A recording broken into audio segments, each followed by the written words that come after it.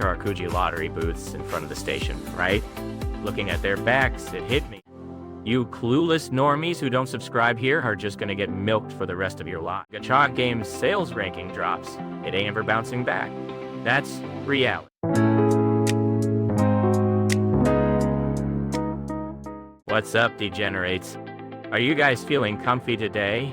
Taking the guaranteed path to taking an L.O.? Today I'm gonna break down exactly why we never win in life. All thanks to our brain's garbage specs. Bottom line is, we are scared to death of the unknown. We avoid choices where the odds are a mystery, and instead go out of our way to pick the visible risk. Basically, the guaranteed 28-3 blowout lost start. The nerds call this ambiguity aversion, but today, I'm gonna talk about this brain-dead delusion. Before we dive in, here's the menu for today.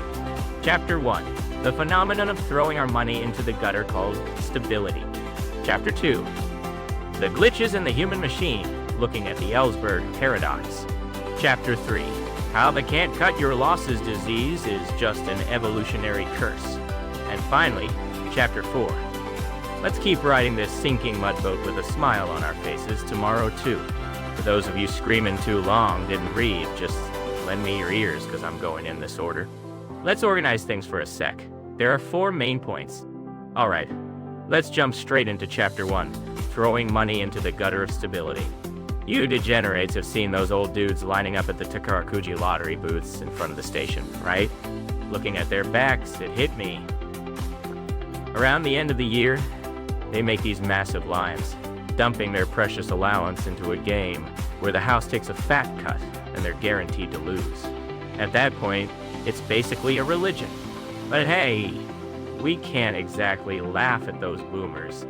We're dumping our entire net worth into bank savings with zero growth, getting completely wrecked by inflation as the real value melts away. Yet we get this mysterious peace of mind just from the words, principal guarantee. We're getting totally played here. Huh? You're saying, I do safe investments, so I ain't clueless. Press X to doubt. I knew you'd say that. Congrats. You just exposed your low IQ. I bet you degenerates only buy the most popular, safe stuff on the net. You ain't ever touching stocks of some no-name startup that might actually blow up. It's the same when you get sick. You'd rather pick an old surgery method with a low success rate and known risks over a brand new one with unrevealed success rates, just cause the old one has data. Same at work. Instead of a new, challenging project where the odds of success are a total mystery, you prioritize existing routine tasks where you know the profits are peanuts, and your boss is gonna flame you anyway. If you think about it calmly, it's brain dead. Yikes, today again, we're pretending to be smart while clicking the option that screws us over the moat. I can't even say laughing my ass off to this. Moving on to Chapter 2, the glitches in the human machine via the Ellsberg paradox. I'm gonna explain the mechanics of why things end up like this. The key word here is what I mentioned earlier, ambiguity aversion. Roughly speaking, it's the psychology of excessively avoiding choices where the odds are vague, and picking choices where the odds are crystal clear. What proved this is the Ellsberg paradox, but keeping it simple for us degenerates, I'll explain it at a middle school level. Imagine we got 2 pots here. One is a see-through pot, and you can visibly see it's 50-50 between winning and losing tickets. The other is an opaque pot where you can't see jack shit. You have zero clue about the ratio of wins to losses inside. If you draw a ball from one of the pots and win 100 million yen for hitting the jackpot, which pot are you drawing from? You picked the see-through pot, right? Makes sense. But think about it. Statistically speaking, the opaque pot could have a 99% win rate. It could be a full-on bonus stage with all winners. Sure, it could be all losers too, but since the expected value is unknown, it ain't necessarily worse than the see-through pot. But expected value doesn't mean shit. We can only make choices based on whether we have info or if we can see the numbers. So everyone says, oh, 50%, that's safe, and forms a massive line in front of the see-through pot, running the fuck away from the unknown pot. This correlation is an absolute unit. It ain't about making or losing money. It's purely just that we are terrified of what we don't know. Humans psychologically despise uncertain situations to death, so even if the vague choice has a higher expected value, we tend to pick the choice that gives us more info. We choose the risk we know over objective probability. We choose a loss we can comprehend. This is caveman-level brain-dead thinking. Same goes for running a company. It's like those brain-dead CEOs who, when investing in a new market, go out of their way to pick a swampy market filled with rivals and known low profit margins, rather than a high-growth country lacking data. Same with travel insurance. You'd pick the slightly overpriced one that lists every single detail of coverage, and totally avoid the cheap plan that just says, details will be handled flexibly. That's the garbage glitch of humans for you. Alright, here's where the real shit begins. Chapter 3.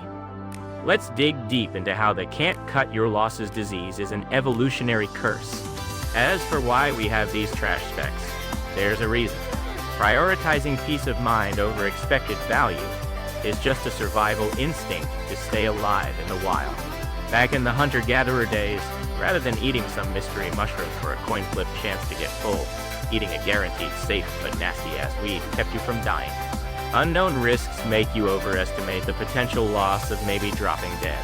But you see, if you do this in modern society, it just turns into a can't-cut-your-losses disease and soft-locks your life.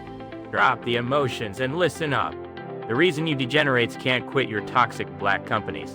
Cling to a job where you know the 150,000 yen take-home pay is a scam, and refuse to move an inch from your low-interest fixed deposits is proof that your caveman brains haven't adapted to the modern market. You can only perceive uncertainty as a loss, not an opportunity. What the fuck?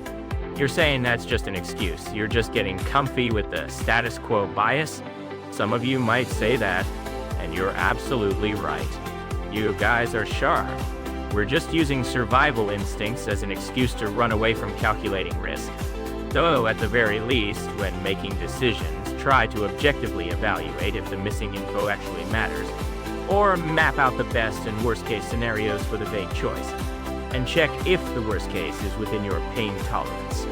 Well, for you lads who've listened this far, subscribing to my channel and hitting the like button is the only guaranteed investment for you to live smart. Numbers don't lie. You clueless normies who don't subscribe here are just gonna get milked for the rest of your lives. Take notes. Finally, Chapter 4. Let's keep riding this sinking mud boat with a smile on our faces tomorrow too.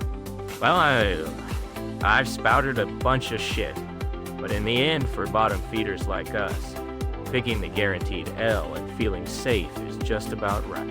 It's not like we're gonna take risks, stick our hands into the unknown pot, and become filthy rich anyway. Gotta separate what you can change from what you can't. It's over for us.